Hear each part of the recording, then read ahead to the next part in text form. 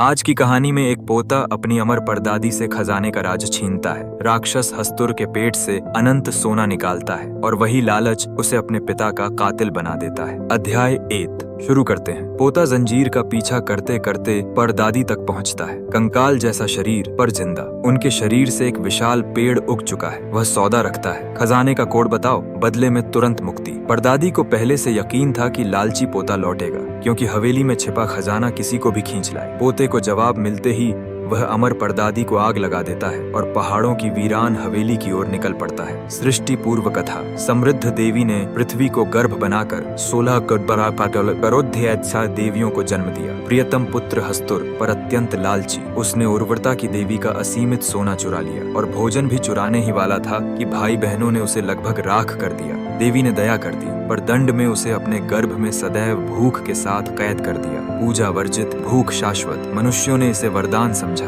अनंत सोने की खोज में हस्तुर पूजन फिर शुरू किया। अपनी सदी की शुरुआत तक रहस्य दफन। एक वृद्ध मुखिया ने जीवन भर हवेली में सोना खोजा, नाकाम। उसके नाजायज बच्चों और एक अनदेखी बंदी बुढ़िया तक रोज भोजन पहुंचता है। एक दिन माँ देर हो जाती है। दोनों बेटे, बड़ा सोम, छोटा, डरते हिचकिचाते खाने की थाली अंदर पहुंचाने जाते हैं। अंदर से धीमी गुर्राहट, जंजीरबद्ध, इंसानी न लगने वाला पैर और टखने में भारी जंजीर। माँ पहुंचकर खाना देती है और बुढ़िया के बड़े पैर के अंगूठे काट चुकी होने की बात खुलती है। नियंत्रण खोए तो किसी को चोट ना लगे। कुछ दिनों बाद गांव का मुखिया मरता है। माँ और बच्चे हाशिए पर। माँ भागने का सोचती है, पर बड़ा बेटा खजाने में अटका है। एक रात माँ छोटे को अस्पताल ले जाती है। सोम अकेला घर लौटता है, दरार से झांकता है। लालच हावी होता है और दरवाजा खोल देता है। अंदर उनके परदादा कैद है। चेहरे पर मोटी स्टील की कीलें, रक्त, भयावह रूप। वह रोशनी से घबराते हैं, पर सोम के लालच को भांपकर खजाने का सुराग थमा देते हैं। छोटा भाई रास्ते में गिरकर सिर फोड़ बैठता है। माँ रातों रात अस्पताल जाती है, पर वह रास्ते में ही दम तोड़ देता है। माँ शव का दाह संस्कार करती है और लौट आती है। टूट चुकी माँ बेटे के लालच पर आखिरी सोने का सिक्का देती है कि चुपचाप चले जाओ, पर सोम का लालच थमता नहीं। सालों बाद सोम ताबा गांव लौटता है। परदादी कंकाल सी, पर जीवित पेड़ सा बदन। वह मानती है कि वह राक्षस बन चुकी है और इस अमर यातना से मुक्ति चाहती है। हवेली का सही ठिकाना बताती है। सोम महीनों तक हवेली खोजता है। विवाह कक्ष की नकली दीवार तराश कर खोलता है। भीतर देवी की नक्काशी वाला भारी पत्थर, ठीक कुएं के मुख पर यही प्रवेश द्वार है। सोम खजाना पाते ही परदादी को वचन के मुताबिक शीघ्र मौत देता है। आटे का घेरा और हस्तुर का पेट में। सोम हर बार कुएं के भीतर रस्सी सीढ़ी से उतरता, दीवार में भीतर की सुरंग, फिर दूसरे वृक्ष कुएं तक पहुंचता। नीचे लाल तरल धड़कती दीवारें, मानो जीवित गर्भ। सोम आटे का घेरा बनाकर हस्तुर को सीमाबद्ध रखता है। आटे की गुड़िया फेंककर उसका ध्यान भटकाता है। तभी हस्तुर की कमर से बंधे थैले से सोने के सिक्के निकाल लेता है। सीमा स्पष्ट, आटा खत्म तो इंसान अगले ही पल दीवारों में समा जाता। साहूकार की जिज्ञासा और भयावह मौत से सोम की रईसी देखकर साहूकार पीछा करते करते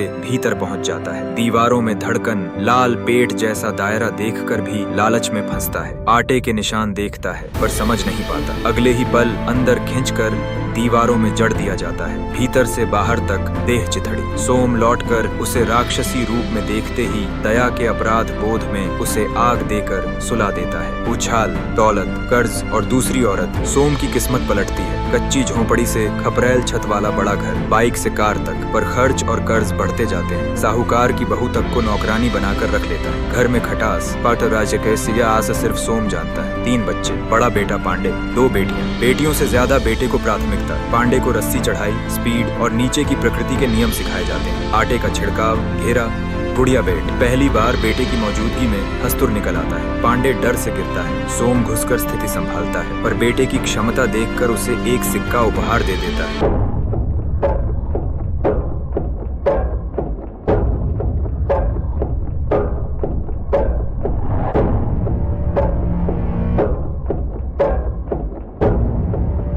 पांडे सौतेली माँ को सिक्का देता है। बातचीत में विचार आता है, सीधे हस्तुर की कमर से बंधा थैला ही चुरा लिया जाए। बार बार जोखिम क्यों? सोम पहले झिझकता है, फिर बड़े पैमाने पर ऑपरेशन प्लान करता है। ज्यादा आटा, ज्यादा गुड़िया, दोनों कुओं के चारों ओर सेफ्टी लेयर ऑपरेशन शुरू। पहली बार 2 आटे के आदमी बाहर आते ही एक के आकर्षण से दूसरा हस्तुर अलग होकर प्रकट। पलक झपकते दर्जनों हस्तुर घेरे के बाहर से धावा बोलते हैं।